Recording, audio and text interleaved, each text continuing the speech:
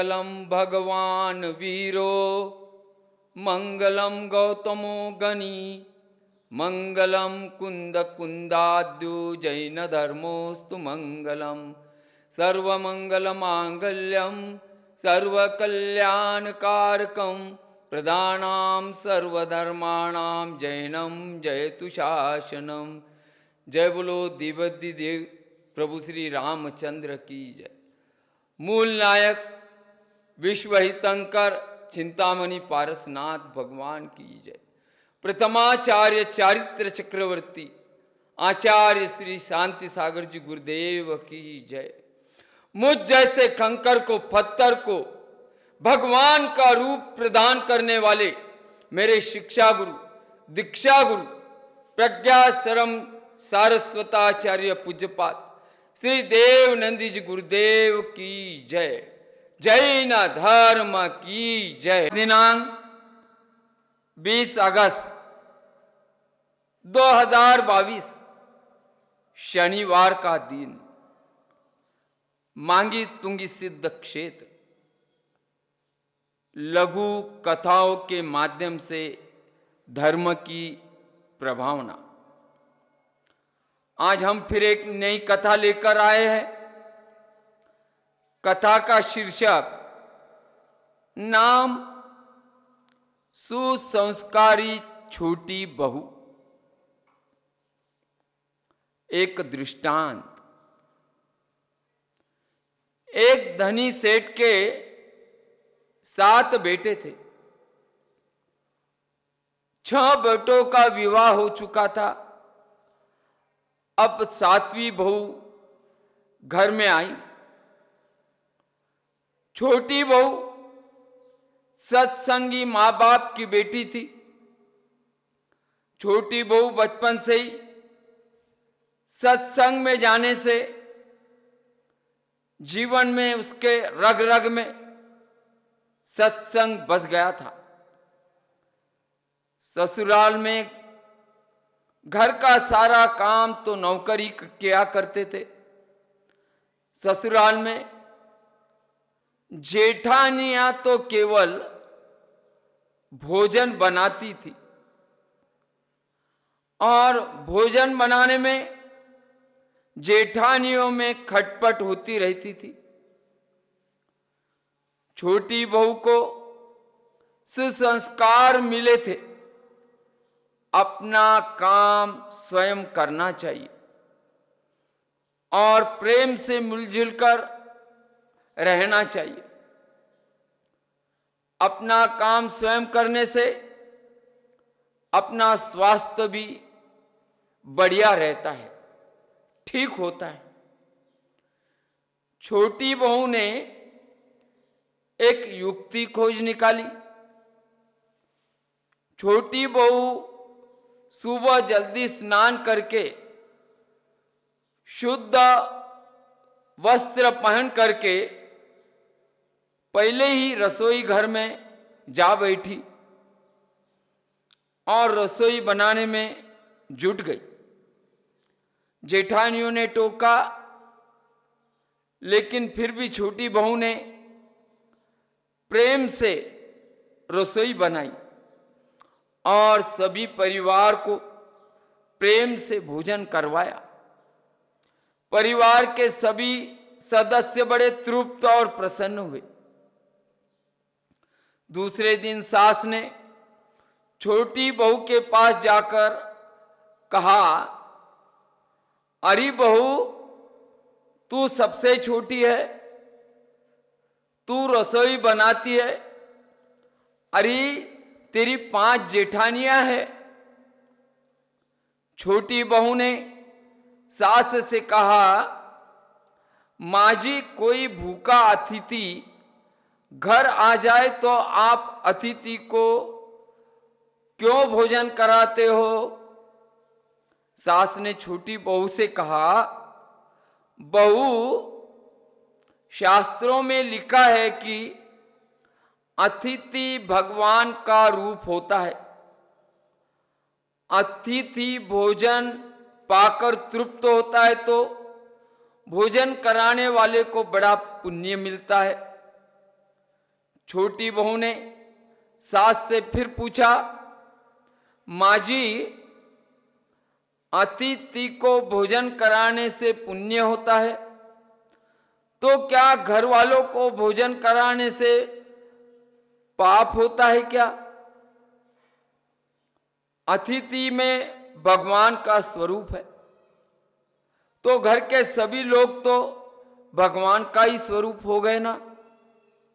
तो घर के सभी लोग तो भगवान ही है, क्योंकि भगवान का निवास तो हर जीव मात्र में है। और माँ जी, अन्न आपका, बर्तन आपके, सभी चीजें आपकी।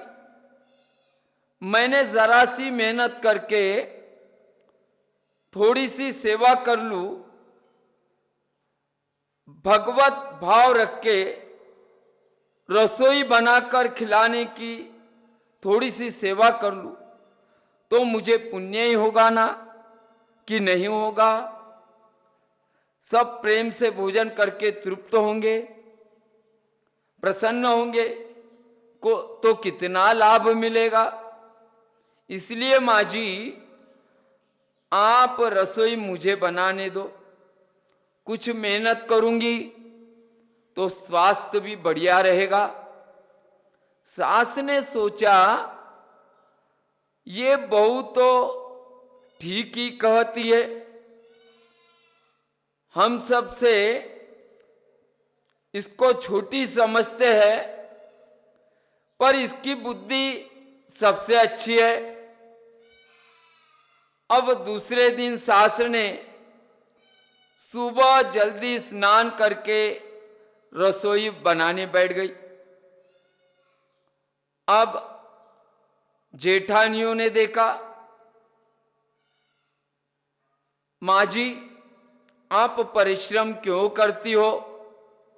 सास बोली, अरे तुम्हारी उम्र से तो मेरी उम्र ज्यादा है, मैं जल्दी मर जाऊंगी, मैं अभी पुण्य नहीं करूंगी तो फिर कब करूंगी?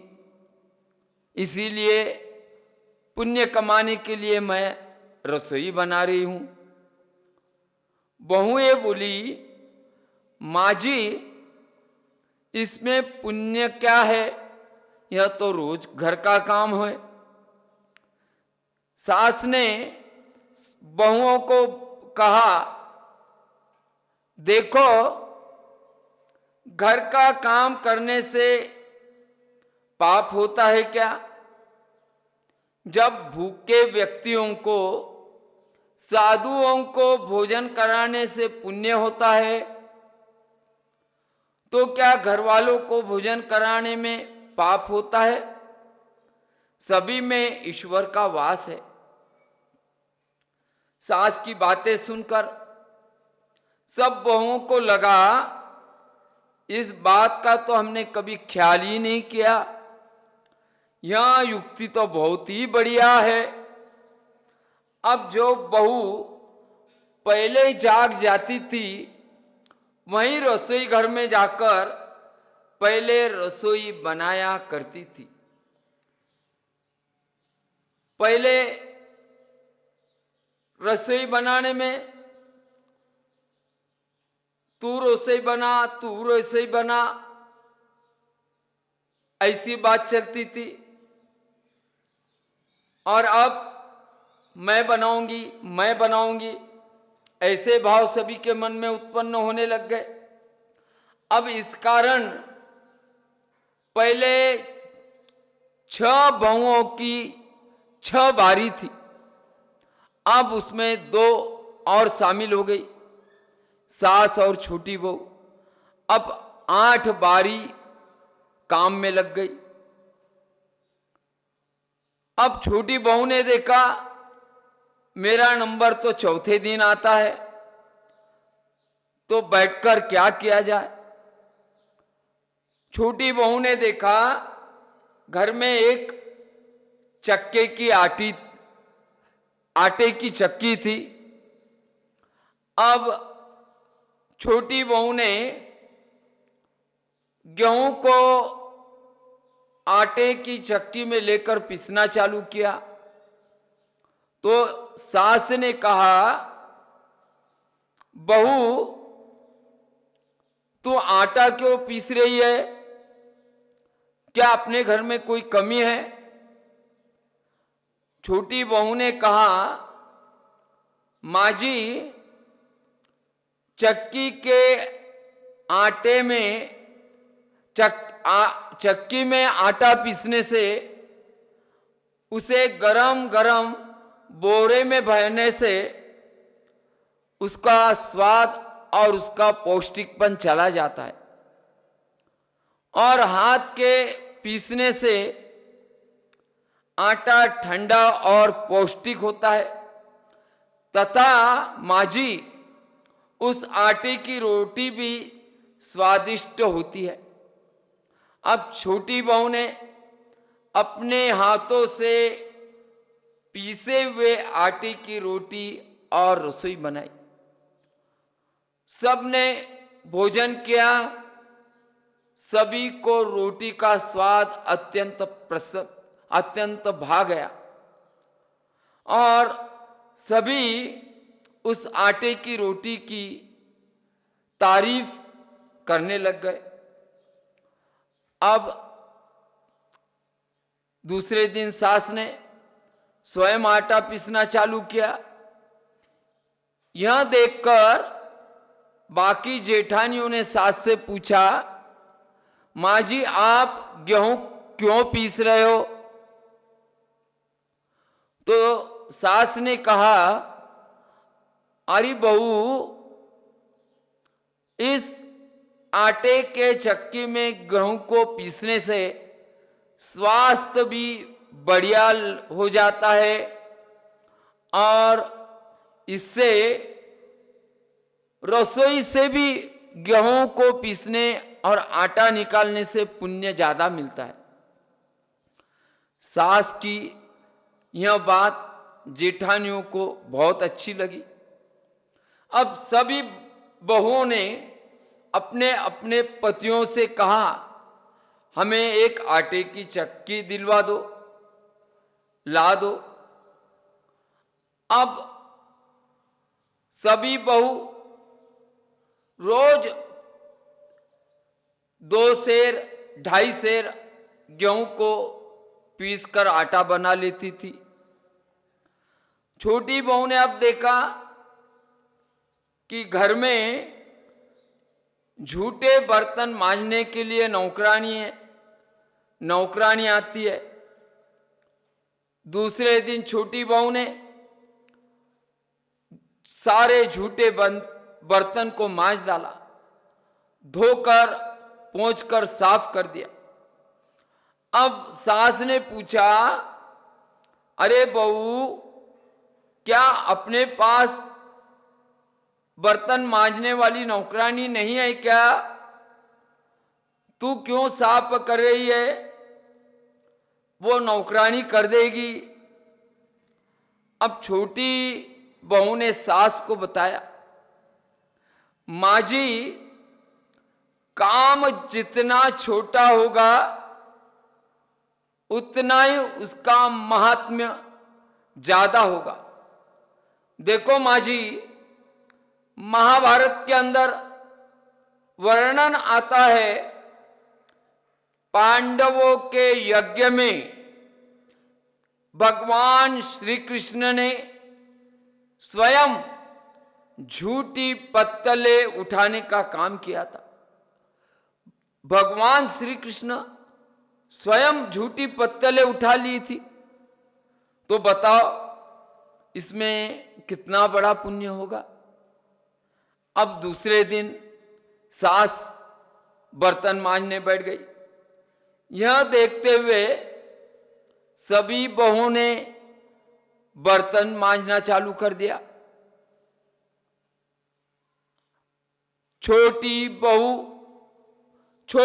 बहू को घर में सत्संग होने से, सत्संग के कारण धर्म की रुचि और रोम रोम में धर्म छोटी बहू के शरीर में भर चुका था। और छोटी बहू स्वयं काम करने में अग्रसर रहती थी, उसे आलस नहीं आता था और किसी की सेवा करने में छोटी बहू को आनंद आता था। अब छोटी बहू ने देखा घर में झाड़ू लगाने वाला नौकर आता है। दूसरे दिन सुबह जल्दी जल्दी उठकर छोटी बहू ने झाड़ू लगा दी। सांस उठने के उपरांत यह सब साफ सफाई का काम उसे दिखकर आया। आज एक इतना बड़ा कुटुंब, परिवार, धनाढ्य परिवार, और जिस जगह रसोई बनाने से तू मैं हो जाती थी, एक छोटी बहू सत्संग के कारण, धार्मिकता के कारण घर में आने से सारा घर स्वर्ग में बदल गया। सबको आपस में एक दूसरे से बहुत प्रेम उत्पन्न हो गया। आज का यह समय हम देखते हैं कि टोटली हम दूसरों के ऊपर डिपेंड हो रहे हैं। इतने आलसी बन गए कि अब कोई काम करने का इच्छा ही नहीं रखते। इसीलिए मैं एक बात कहूंगा, आज जन्म से लेके मरण तक सिर्फ पैसा लगता है। यह क्यों हो रहा है? जब जन्म लेता है तो सिजेरियन से, और जब इस दुनिया से जाता है तो वेंटिलेटर से जाता है। सिर्फ पैसा पैसा पैसा खर्च। यह इसलिए हो रहा है, आप लोग आलसी बन चुके हो। आइए यह छोटी बहू के सरीका हम अपने जीवन में परिवर्तन लाए, मंदिर जी में जाए, भगवान का दर्शन करे, साधुओं का सत्संग करे। जय बोलो प्रभु श्री रामचंद्र की जय। मूल नायक विश्व हितंकर चिंतामणि पारसनाथ भगवान की जय। जैन धर्म की जय।